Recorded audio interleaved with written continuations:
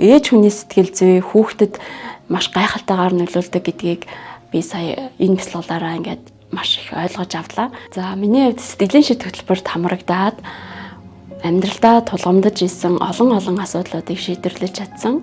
За үүний нэг гайхалтай жишээ гэх юм бол би хүүхдийнхээ Боронхийд өтгөн хаталт хашлыг идгээсэн байгаа. Тэгээ би өөр дээрээ маш удаан ажилласан. Тэгээ өөрийнхөө далд хумсарт хадгалагдсан мэдрэмжийг өөрчилснөөр хүүхдэд маань бас ингэж гайхалтай нөлөөлсөн. Манай хүүхд бол одоо 4 настай. Тэгээд өмнө нь бол ингээд ханаа төрхээрээ боронхит болж ханиадаг. За тэгээ өтгөн хаталтай гэх юм бол маш зовиртой хүндэрдэг. Тэгээд цаатал нь бүр ингээд 4 хонж ингээд өтгөн нь гардаг байсан бол одоо бол ингээд өдөр гардаг болсон. Хүүхд дээрээ бол би янз бүрийн ийм дан гэд уулгаагүй. Зөвхөн өөрийнхөө сэтгэл зүй, ээж хүний сэтгэл зүй хүүхдэд маш гайхалтайгаар нөлөөлдөг гэдгийг би сая энэ бяцлаглаараа ингээд маш их ойлгож авлаа.